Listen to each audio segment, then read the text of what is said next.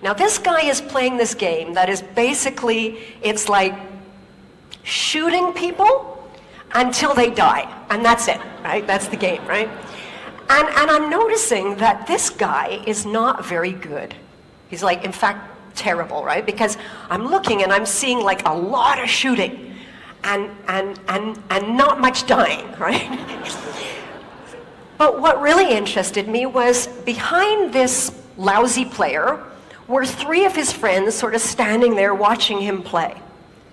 And what I really noticed was, even though this guy was terrible, even though his friends were watching him, there was no embarrassment. There was no feeling of being judged. There was no shyness. In fact, quite the opposite. This guy's like totally focused on the bad guy, smile on his face. All he can think about is killing these guys, right? And I'm watching him and I suddenly realized, pria yang ada di sebelah saya ini membuat saya menjadi tertarik. Sekarang orang ini sedang memainkan permainan yang pada dasarnya seperti menembak orang sampai mereka mati. Dan itu saja, itu permainannya kan. Dan saya memperhatikan bahwa orang ini tidak terlalu baik, bahkan mengerikan. Karena saya melihat, saya amati ia banyak menembak, namun tidak banyak yang sekarat. Yang benar-benar menarik minat saya adalah, di belakang pemain yang buruk ini, ada 3 temannya yang berdiri sambil menontonnya bermain. Yang benar-benar saya perhatikan adalah, meskipun orang ini sangat mengerikan dalam bermain, teman-temannya fokus mengawasinya. Si pemain tidak ada perasaan seperti dihakimi ataupun malu. Yang ia pikirkan adalah hanya fokus untuk membunuh orang-orang atau musuh-musuh yang ada di depannya. Dan saya pun mengawasinya. Hingga tiba-tiba saya menyadari, ini dia. this is the same attitude that people like Faisal have when they speak English. Just like this guy, when Faisal goes into an English conversation, he doesn't feel judged. He's entirely focused on the person that he's speaking to and the result he wants to get. He's got no self-awareness, no thoughts about his own mistakes. Now I want to share with you a real, true example to paint a picture of somebody who speaks English like they're playing piano and someone who speaks English like they're playing a computer game. And this is a true story. Happened to me. A while ago, I was in a pharmacy. I had to buy Omega. My doctor said I should get Omega. And I go to the shelf, there's tons of Omega. There's Omega that's high in DHA, Omega that's high in EPA, and I don't know which one to buy. Ini adalah sikap yang sama yang dimiliki orang-orang seperti Faisal ketika mereka berbicara bahasa Inggris, sama dengan seperti orang ini. Ketika Faisal masuk ke percakapan bahasa Inggris, dia tidak merasa dihakimi. Dia sepenuhnya fokus kepada orang yang dia ajak bicara dan hasil yang ingin ia dapat. Dia tidak memiliki kesadaran diri dan tidak ada pemikiran tentang kesalahannya sendiri. Saya ingin berbagi pengalaman dengan Anda, contoh nyata. Untuk melukis gambar seseorang yang berbicara bahasa Inggris seperti mereka, yaitu layaknya seseorang yang sedang bermain piano, dan seseorang yang seperti berbicara bahasa Inggris, mereka juga seperti orang yang sedang bermain game komputer. Dan ini merupakan kisah nyata, itu terjadi pada saya. Beberapa waktu yang lalu, saya berada di apotek, karena saya harus membeli Omega. Dokter saya mengatakan, saya harus mendapatkan Omega, dan saya pergi ke rak yang terdapat banyak sekali Omega. Ada Omega yang tinggi DHA, And I don't know which one to buy. Now the sales rep happened to be there, and I saw she was like this well-dressed professional woman. I walk over to her and I see this look as she sees me, this sort of, it's a look I recognize very well. Her eyes go all wide. It's sort of that panic, oh my God, I got to speak to a native speaker and she's going to judge me and notice my mistakes. I go up to her and I explain my situation, which Omega do I get? And she starts explaining to me everything about DHA and EPA you could possibly imagine.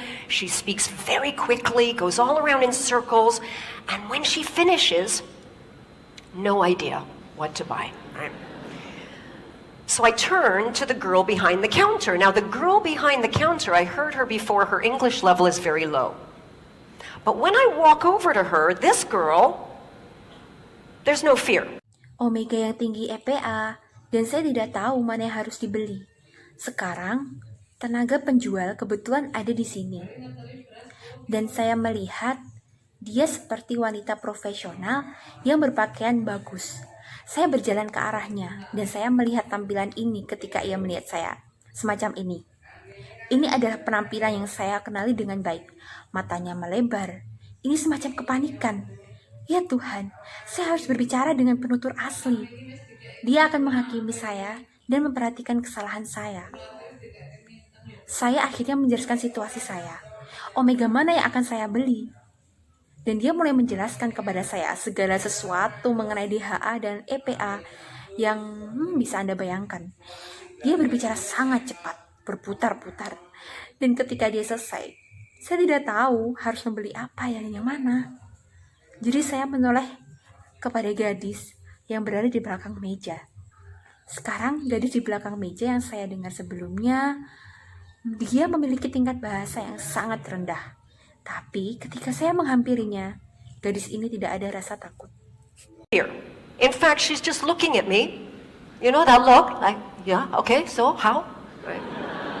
Yeah, I've been in Malaysia a long time.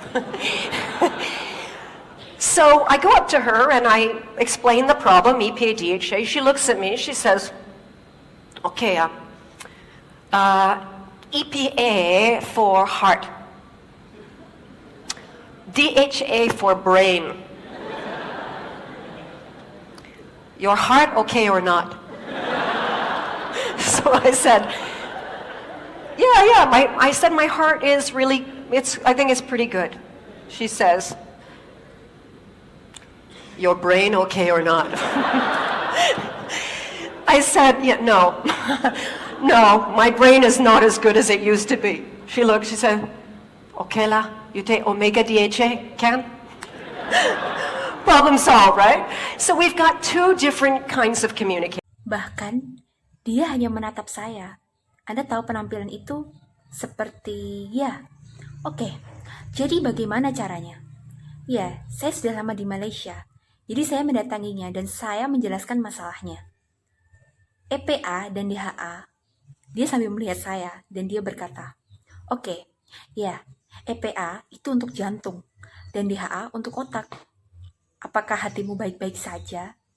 Jadi saya berkata, iya. Saya mengatakan bahwa hati saya benar-benar baik. Saya pikir cukup bagus. Lalu lanjutnya, apakah otakmu baik-baik saja? Saya pun berkata, tidak, otak saya tidak sebaik seperti saya pikir, seperti dulu tepatnya. Dia terlihat menatap saya dan berkata, oke lah, kamu ambil Omega DHA saja.